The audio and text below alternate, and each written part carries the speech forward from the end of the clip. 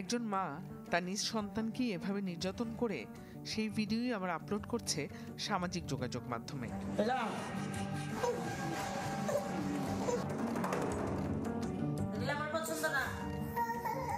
View ব্যবসা করে টাকা উপার্জন করতে দিনের পর দিন যিনি এমন বিকৃত রুচির কন্টেন্ট বানিয়ে যাচ্ছেন তার নাম শারমিন শিলা।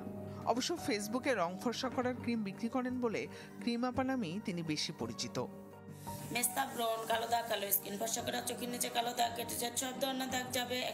তারা এমন সব ভিডিওতে সচেতন মহলের সোচ্চার বিরুদ্ধ মত থাকলেও ক্রিম আপা তার থোড়াই কেয়ার করেন। তখন তোমাকে গায়ে লাগে নাই, আর এখন গায়ে লাগে। প্রশাসন এ ব্যাপারে থেকেছে সম্পূর্ণ নিশ্চুপ। অবশেষে শিশু নির্যাতনের অভিযোগ এনে গত 7 এপ্রিল ঢাকা জেলা প্রশাসক বরাবর স্মারকলিপি দেয় একাই 100 নামে শিশুদের নিয়ে কাজ করা একটি সংগঠন। আমার কথা হচ্ছে যে অ্যাপ্লিকেশন কেন লাগবে? এটা ফেসবুকে সবাই দেখতেছে, শেয়ার করতেছে, তাহলে সরকারের এজেন্সিগুলো নাই কেন? শিশুদের জন্য বিশেষ এজেন্সি থাকতে হবে, যে কোনো সময় ঘটনা ঘটবে এই ধরনের বিষয় আসলেই তারাই পুরো অ্যাকশন নেবে। বাচ্চারা প্রতিবাদ করতে পারে না, বাচ্চাদের হয়ে আমরা প্রতিবাদ করব। হাসির চলে এমনি ভিডিওটা দর্শি দেখছে, আপনি তাকে যথেষ্ট মানসিক এবং শারীরিক টর্চার করেছেন। এটা এতটুক থেকে এত বড় হয়ে যাবে। এমন অভিযোগের পর নড়ে চড়ে বসে প্রশাসন। তলব করা হয় শারমিন শিলাকে।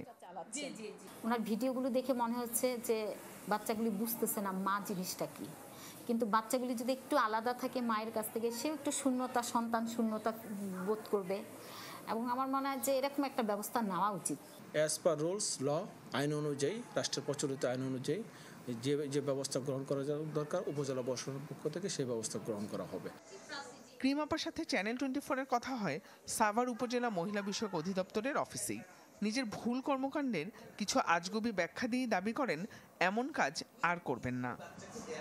আমি তো মুখে পানি দিয়েছি, আমি তো আর আগুন দেই নাই। আমার মেয়েটা যদি একটু কথা বলতে পারতো তাহলে আমি পুরা বিশ্বকে খেলাটা দেখাইতে পারতাম। একমাত্র আল্লাহ জানে যে ও ভিডিও করার জন্য কত রাজে একটা মনের ভিতর ওর একটা ইয়া থাকে। ওই যে ওর পেটে নিয়ে যে ভিডিওগুলো করছি, আমার মনে হয় ওইটার একটা আভাস পেয়ে গেছে গা। যেহেতু সবাই এটাকে ভুল ধরছে, তাহলে আমার ভুল হয়েছে, আমি আর ভুল করব না। সাভারের বাইপাল এলাকার এই বাসায় পার্লার খুলেছিলেন শারমিন শিলা, যা এখন বন্ধ রয়েছে। উনি মাল সামানা নিয়ে আমি দেশে যাবো, যে কোথায় সেটাও আমি জানি না। এত কিছু হয়ে যাচ্ছে, আপনি একটা খোঁজ নেবেন না? আমার এটাই ভুল হয়েছে, এটা আসলে আমার জানা উচিত দরকার ছিল।